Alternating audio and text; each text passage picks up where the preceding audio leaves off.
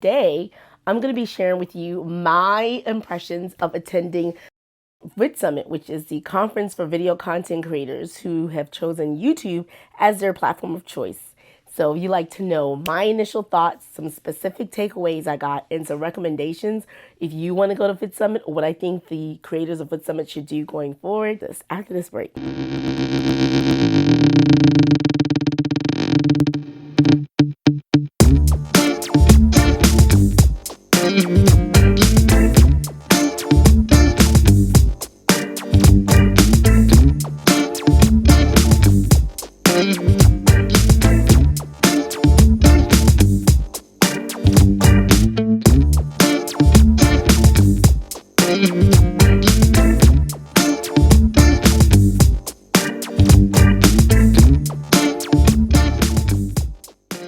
Time for part two of this two-part series about VIDSUMMIT experience. If you haven't watched part one, I invite you to check it out in the link below.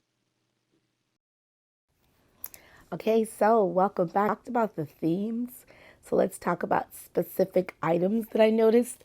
One of the things that I noticed that was great, I went to Dave Wiskus' room, who it was about, I'll put it here, what the subject was about. Anyway, but one thing that was fascinating in this room, of several things, but one thing was that he mentioned that he manages for his company several creators. And in terms of determining how the creators monetize their channels, he said 25% was through AdSense. So what that tells creators who are starting out fresh, who their holy goal in life is to become monetize and become part of the YouTube partner program, that's just a fraction of the money that the creators who make the most money, who are doing the best on YouTube, are actually making, and that you can actually monetize from day one. So he said that their 25% comes from YouTube AdSense. About 25 to 50% comes from probably sponsorships, brand ambassadorships, maybe affiliate sales, and then another 25% come from other things, perhaps merchandise, maybe actual product sales. So the majority of their money is coming from other source other than YouTube Partner Program. I know already that you can actually monetize YouTube from day one. However, it was, nice to know the number and percentage. So if you are a creator and 100% of your income comes from YouTube AdSense, that means that, let's say you made 50,000. Let's say someone made $50,000 a year from YouTube, and it's AdSense, and that was 100%. There's somebody else out there that's making an additional $150,000 over top of you because they're doing other things. So that's a lesson, and that was something that was interesting. I thought I'd share, and I thought that was actually something that stood out. Something else that stood out was, and also in Wiskus' room, he used the word parasocial. It's the first time I ever heard that term, parasocial. Essentially, that is the relationship between a creator and their audience. The audience turns into fans, where the audience believes they have this affinity towards the creator, where they feel like they know them, they know everything about them, and based on them feeling like they know everything about them, at that point, when you become parasocial, you can then start to actually sell to your audience. You can actually start recommending things. So that was the second thing, the term parasocial. And something else in Wiskus' room that stood out to me, he mentioned that it's important for creators to be sincere, not necessarily authentic. And he actually suggests that you throw out the word authentic, because authentic essentially is a generic sort of almost throwaway term at this point. It's almost overused and cliche. And essentially it's just saying that it's the equivalent of saying that authentically, if I drank coffee, if I was a coffee drinker, this is the coffee that I would drink. So I'm telling you, my audience, that buy this coffee because this is a coffee that if I were a coffee drinker, I would drink. And I can say that authentically if I was it's hypothetical. I'm not a coffee drinker. What's more sincere is if I say, hey man, every single day I wake up, this is the coffee I drink. This is some good stuff. This is my favorite, and you see me going there. That's more sincere. It's not hypothetical any longer. You're seeing me enjoying the coffee. I'm not just selling you a bag of goods, essentially. So replace authenticity with sincerity. Yeah, so if you're enjoying this so far, I hope you are. If you are, I'd like to invite you to join the JSquad.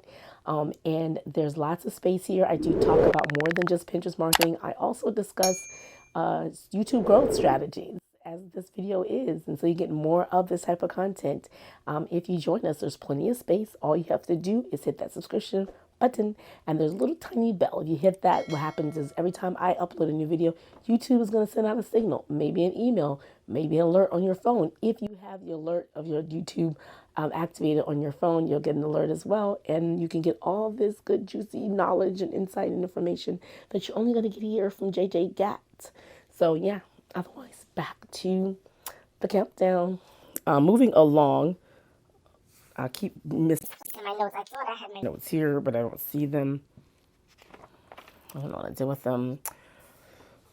I'm going to go from memory, and then I'm going to go look for those notes and then come back if I can't find them. I'm going to go from memory for now.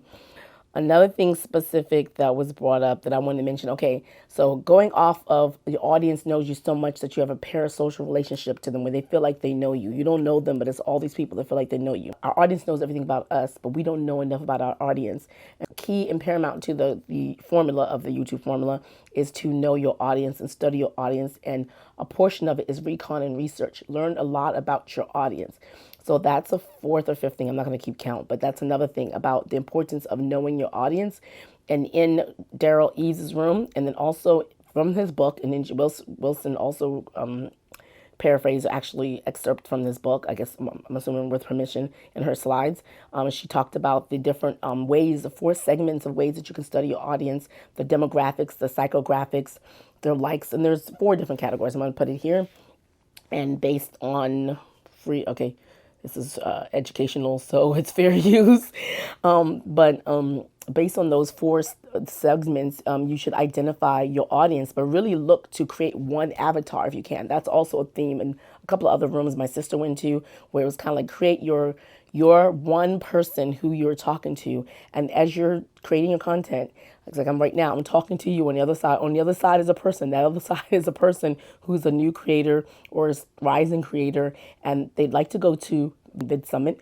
They'd like to learn more from other creators, and they wish they could have gone, but they didn't go. And so they came to YouTube, and they're interested in learning as much as they can to be a better creator. So I'm talking to you. You are that person. So that one person you talk to, that audience, whether they're likes, are you doing this on the side? Would you like to make it a full-time thing? Are you frustrated with your job? Are you a new student, perhaps a young professional, and you have a passion for whatever you create, and you would love to make YouTube your full-time career? So you is who I'm talking to, and that is what you do, and you identify your audience, and after that, based on that, you then create content tailored to that one person, and always that one person, and one person is on the side of the camera. So that's another thing that was a theme. It's about really studying your audience, knowing your audience well, and using that information about your audience to be a better creator. So at this point, I can't remember the other things, so I'm going to go get my notes. I'll be right back. Got my notes. So, where were we? Okay, another thing was about, I mentioned this a little bit in the section about the overall themes regarding patterns, but I want to reiterate it in terms of finding patterns, but specifically in the comment section. Something that Eve said during his talk was that one thing that too many creators do is overlook the comments. I mean, a lot of times we think of comments are throwaway. That's where the haters reside.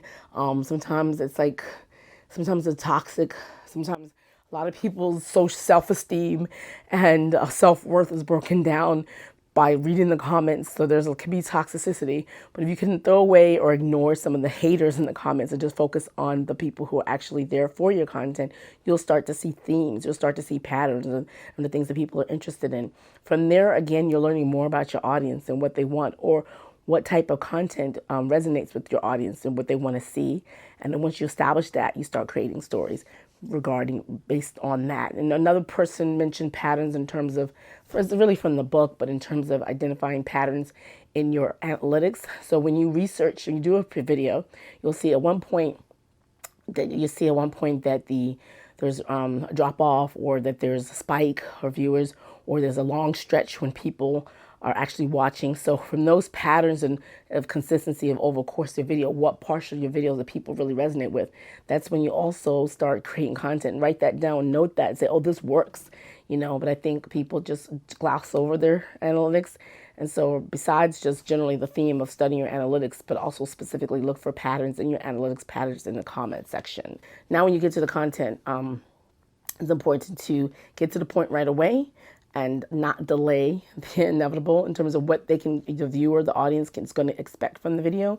And to finally, related to that, is keep the most intriguing thing or what they came for at the end, because if you give up the juice too much early in the sequence in the video, you're going to delay them. I do realize in some segments, for example, in the hair and makeup, people want to see the final look. Before they look at the video, I want to see, is that this is the look that I want to spend my time to. I don't want to watch someone make their makeup and at the end I'm like, ew, that's gross. I just wasted an hour of my life watching this video because I hate that makeup. So I want to see in the beginning, and that's something that I'm going to see to learn how to do. So that advice doesn't necessarily work for all niches, but in a nutshell though, it can work if you're going to be giving away some information, the big nuggets. Now for my niche, which is explanatory, sit down, talking head, instructional, I can't really keep anything from you. If you're here for information, I got to give you the information. However, what I can do is drip the information and tease you in the beginning and say, in the end, there's a bonus piece of information. In the end, there's going to be something that's amazing.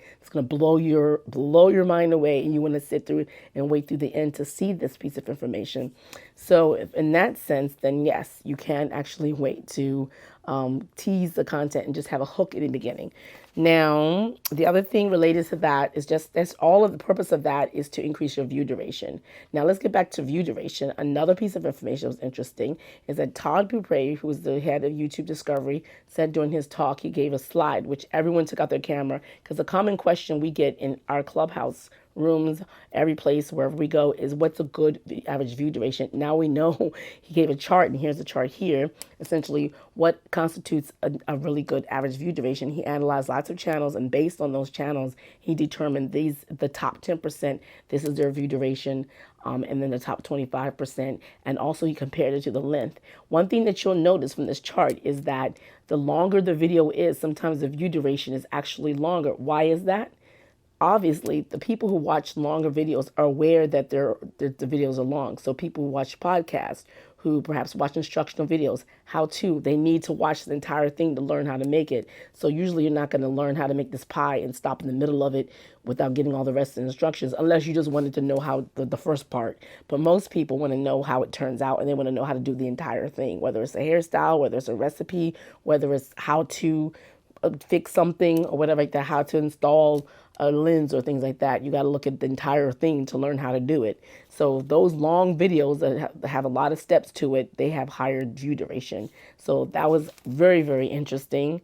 Another thing that he mentioned that a lot of people say that YouTube is not showing their videos, and that's a common thing. I'm sure you wonder like if your videos are actually being seen because they're not getting reach, and you're just sure it's YouTube because the people subscribe to you say, I've never seen your video at all, and I watch YouTube all the time, and I've never seen one of your videos come through. So then you're convinced it's YouTube, not me. However, what Todd also said is that if 100 people watch your video today, the next day there's a potential for 700 people to watch it.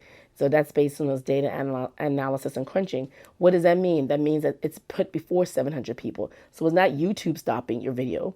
It's actually your thumbnail. It's actually your title. It's something about your video that's stopping people from actually watching it. So it's presented to audiences and it's in front of them, but perhaps your thumbnail or your title isn't intriguing for them to click. And that's the click-through rate. And so speaking about click-through rate, speaking about thumbnails, something that Jimmy, Mr. Beast, and other people talked about periodically, and again, I mentioned this in overall themes, is the importance of spending a lot of time on your thumbnails.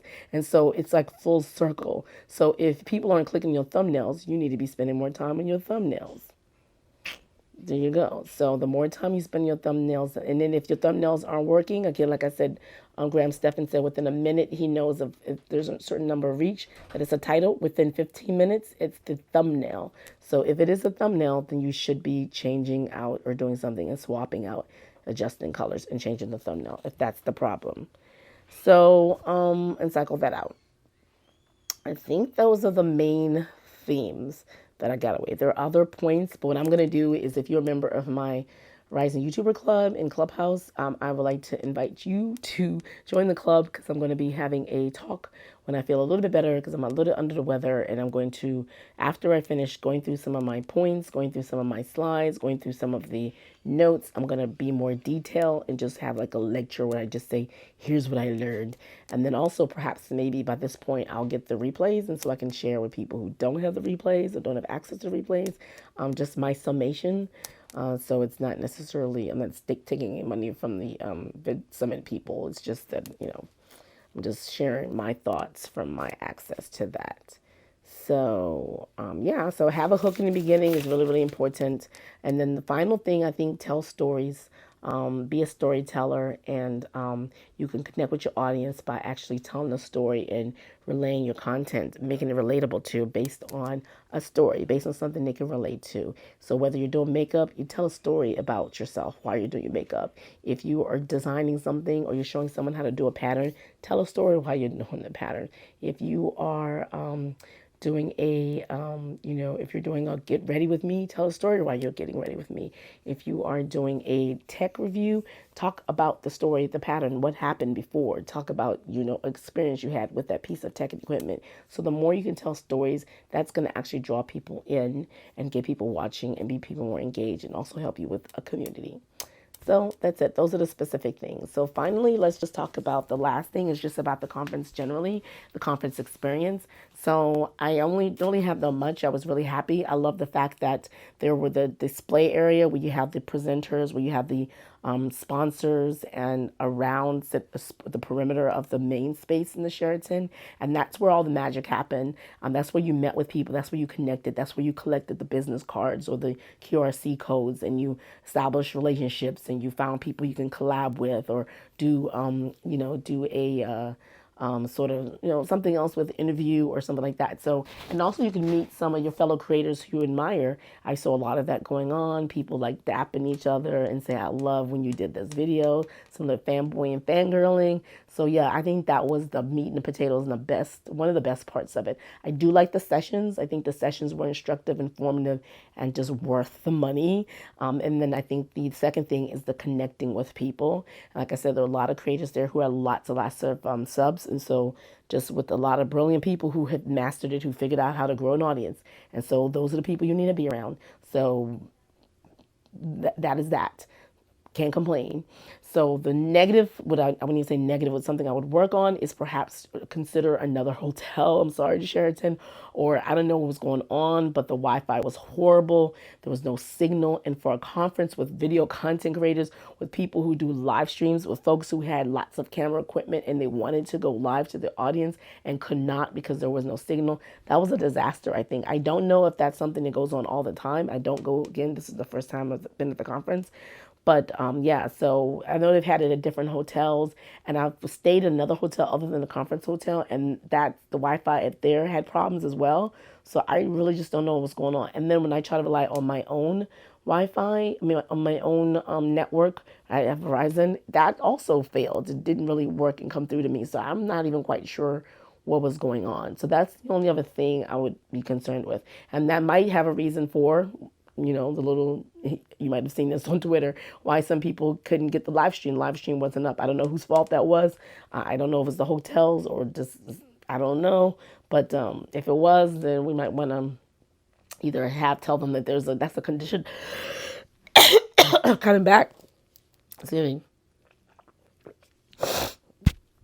Oh, well, that the hotel was sending me bad mojo for talking bad about their, trying to impose conditions they never thought about. Who knows? Anyway, so, yeah, Sheraton, yeah, get it together. Sheraton, Gateway, LAX, whatever, get it together.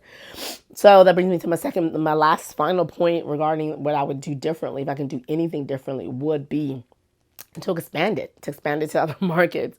It was great. The people there were great. I can't even complain about the level and caliber of people there.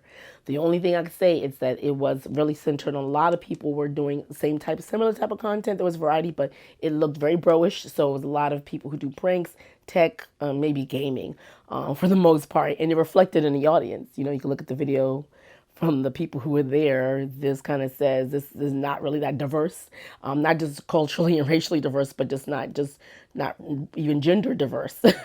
So a lot of men there, and so we all know that there are creators in Georgia, and they're creators in like Florida, they're creators in Seattle, they're in the East Coast, New York, California, Washington, Texas, other places that are crushing it, that are doing really well, and they could benefit from the knowledge. So with the conference and their fans, this is not this is not VidCon, so it's not a place for fans. However, they have a fandom that would benefit from them being better creators.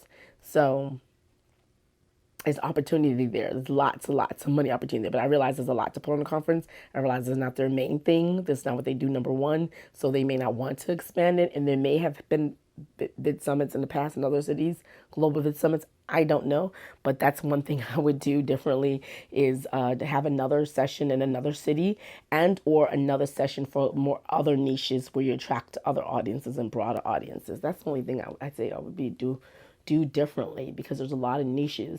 There's not tech or gaming in here. I did a video on that. I did a reels on that recently. Of all these different areas and niches that just they're not there, and they don't. I don't think if they were to consider coming and they were to look at past, the actual website and past clips from past ones, and they see the audience, they wouldn't see themselves there, and they would say, "Oh, this isn't for me." And it is for them, but it's the audience you're gonna attract who you show.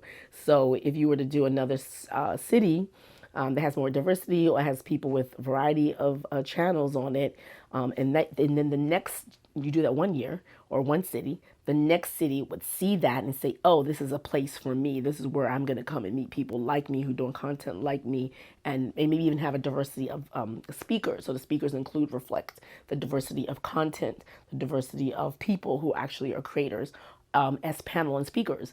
And then people say, "Oh, this person will be speaking to me because they know my issues." If you're talking about hair, which is a really huge niche on YouTube. So, but I understand that that's a financial. But if you're interested, give me a call. I'm working well on that. And there's anybody out there who's watching this video is interested, give me a call. Let's partner up. Let's make this happen.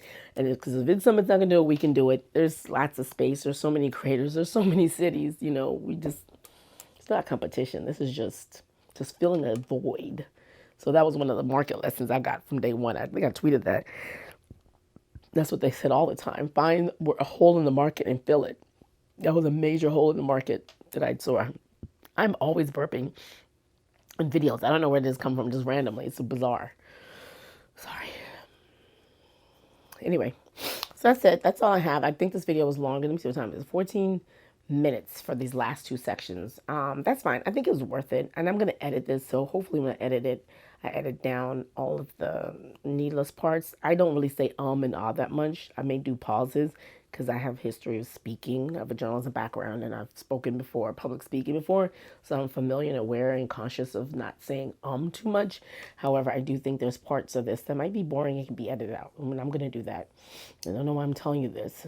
This is probably going to be edited out too.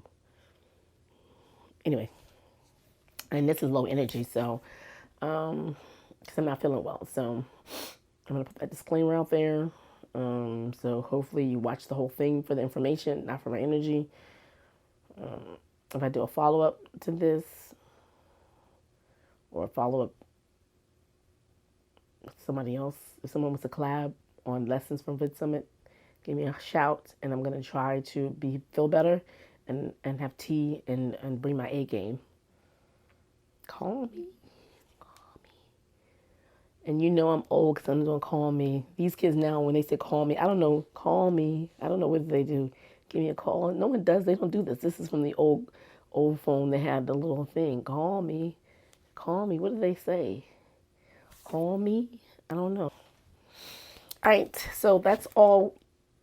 That's the learning we have for this video, but the learning continues. So I'd like to invite you to, on the other side of this video, you're going to see a video, a playlist. Check those out. Keep the learning going on. It does not stop. But for this video, what we're going to do is do what? Cue my outro music. Butter.